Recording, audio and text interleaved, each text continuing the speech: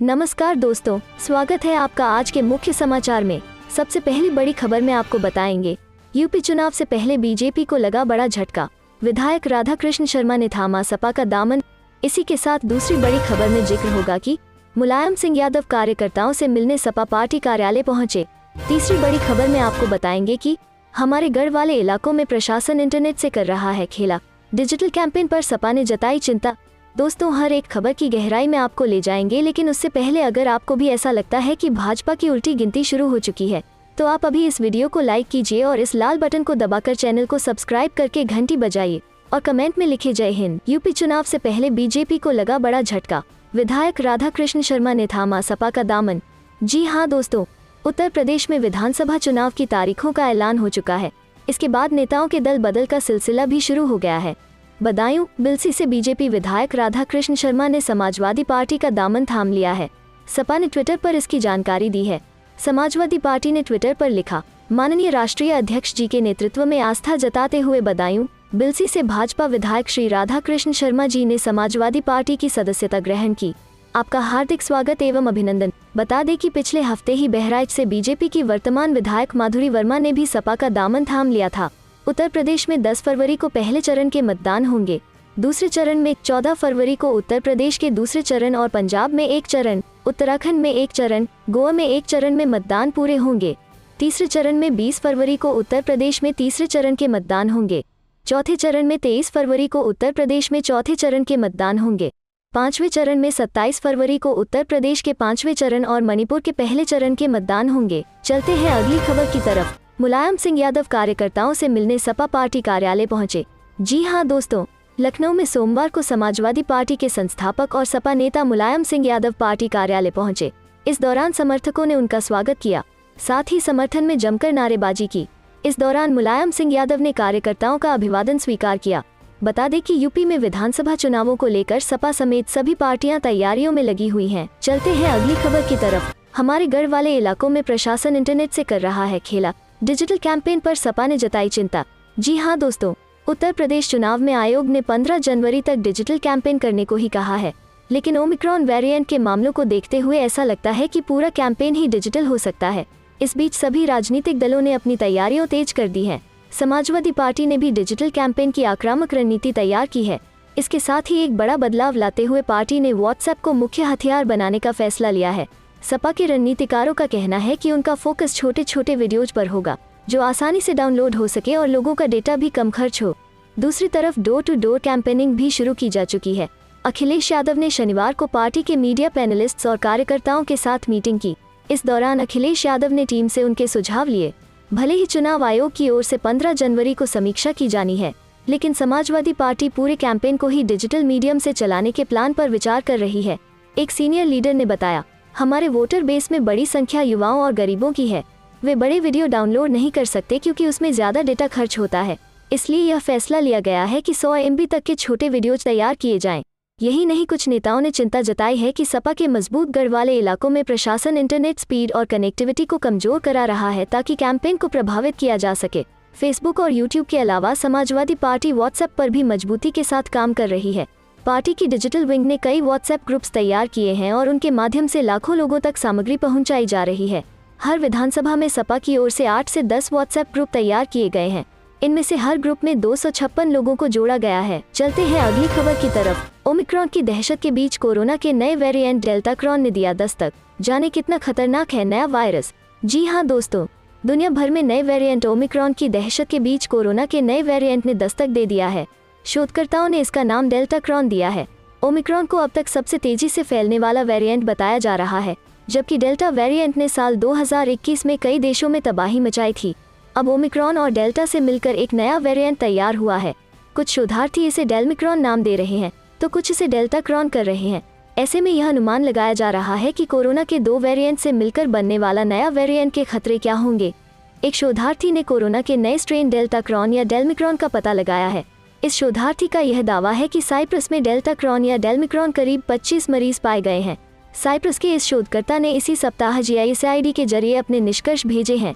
GISAI एक अंतर्राष्ट्रीय database है जो वायरस को ट्रैक करता है। इंटरनेशनल मीडिया रिपोर्ट्स के अनुसार साइप्रस में डेल्टा क्रॉन या डेल्मिक्रॉन के करीब 25 मामले मिले हैं। हालांकि किसी भी देश ने अब तक इसकी पुष्टि नहीं की है।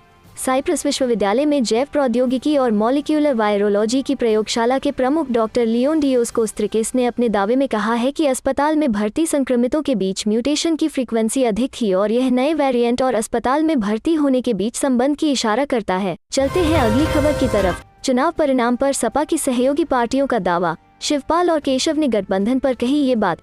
जी हाँ दोस्तों, उत्तर प्रदेश में 7 चरणों में विधानसभा चुनाव होने हैं।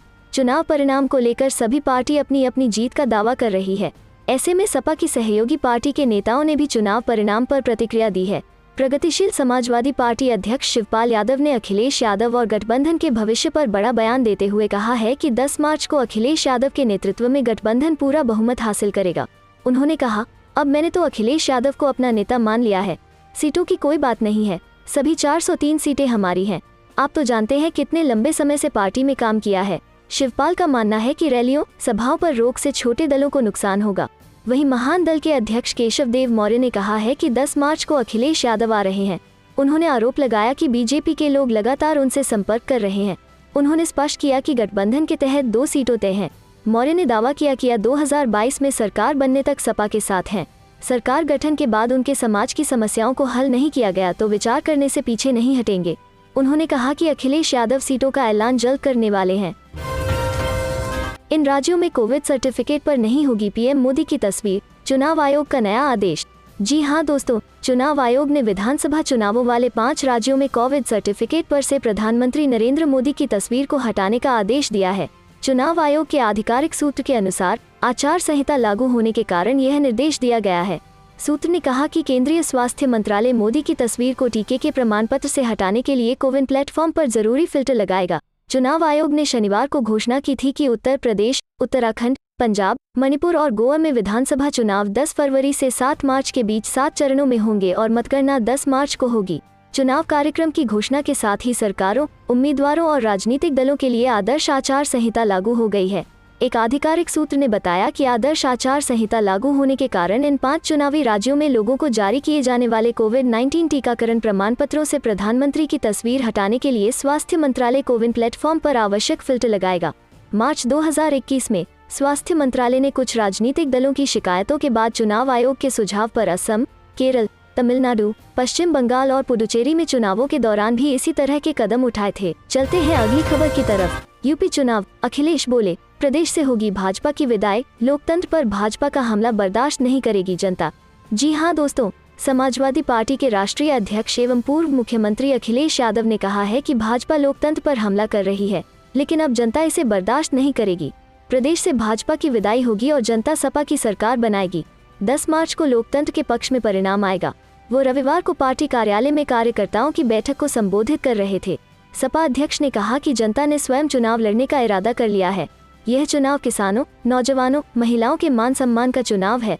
प्रदेश की जनता बदलाव चाहती है, इसलिए चुनाव में भाजपा का सफाया होना तय है। भाजपा सरकार ने उत्तर प्रदेश को समस्याओं में उलझा दिया है। भाजपा राज में किसानों को कुचलकर मार दिया गया, नौजवानों पर लाठियां बरसाई और नौकरी रोजगार छीना गया है। किसानों को धोखा दिया गया। भाजपा सरकार लोगों को ऑक्सीजन तक नहीं दे पाए। कोरोना काल में दवा और बेड की व्यवस्था नहीं कर पाए। सड़कों पर सांड छोड़ दिया है, जिससे लोग घायल होकर अस्पताल पहुंच रहे हैं। उन्होंने कहा कि पार्टी के कार्यकर्ता जनता को अवगत कराएं कि भाजपा झूठ का प्रचार कर रही है, वो लोकतंत्र के लिए खतरा है। इसलिए इस चुनाव में भाजपा को सत्ता से बेदखल करना जरूरी है। पदाधिकारी मनोनीत समाजवादी लोहिया वाहिनी की राष्ट्रीय अध्यक्ष प्रदीप तिवारी ने राम ज्ञान गुप्ता को राष्ट्रीय सचिव मनोनीत किया है। इसी तरह समाजवादी युवजन सभा के राष्ट्रीय अध्यक्ष मोहम्मद फहद ने गोपाल यादव सोनभद्र को राष्ट्रीय सचिव, युवजन सभा प्रदेश अध्यक्ष अरविंद गिरी ने कुलदीप पाल फर्रुखाबाद को प्रदेश सचिव, मजदूर सभा के प्रदेश अध्यक्ष राम सिंह ने नदीम खान को संभल का जिलाध्यक्ष मनोनीत किया है। चलते हैं अगली खबर की तरफ। उपेंद्र कुशवाहा के आरजेडी में जाने की अटकलें, तेज प्रताप ने दिया न्योता। एक दिन पहले पार्टी प्रवक्ता मृत्युंजय ने की थी मुलाकात। जी हां दोस्तों, जनता दल के संसदीय बोर्ड के अध्यक्ष उपेंद्र कुशवाहा को लेकर बिहार में इन दिनों सियासत गर्माती हुई दिखाई दे रही है। बीती शनिवार को लालू प्रसाद यादव के बड़े बेटे तेज प्रताप यादव ने उपेंद्र कुशवाहा को आरजेडी में शामिल होने का न्योता दे दिया है। दरअसल आरजेडी के प्रवक्ता मृत्युंजय तिवारी ने उपेंद्र कुशवाहा से उनके आवास पर मुलाकात की थी। इस मुलाकात को प्रवक्ता मृत्युंजय तिवारी ने निजी बताया गया था। उधर मीडिया रिपोर्ट्स के मुताबिक तेज प्रताप ने शनिवार को कहा कि उपेंद्र कुशवाहा सॉफ्ट हो गए हैं। वे आरजेडी ज्वाइन कर लें। तेज प्रताप यादव ने यह भी कहा कि उपेंद्र कुशवाहा ने पंखा बनाया था, वो तो खत्म हो गया, अब वे आरजेडी ज्वाइन कर लें।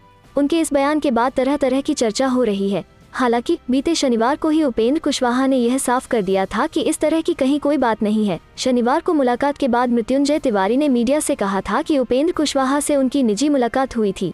यह मुलाकात पूरी तरह से निजी थी, इसके कोई भी राजनीतिक मायने नहीं है, उनके पहले से ही उनसे निजी हैं। उन्होंने बताया था कि एयरपोर्ट से जाने के दौरान रास्ते में ही उनका आवाज पड़ा तो मुलाकात हो गई। जब दो राजनीतिक दल के नेता मिलते हैं तो कुछ राजनीतिक बातें होती हैं। उपेंद्र कुशवाहा का धन्यवाद कि उन्होंने जातीय जनगणना और विशेष राज्य के दर्जे के मुद्दे पर अपना स्टैंड स्पष्ट किया। बाकी दलों के भी कई नेता इस मुद्दे को लेकर तेजस्वी यादव के साथ हैं।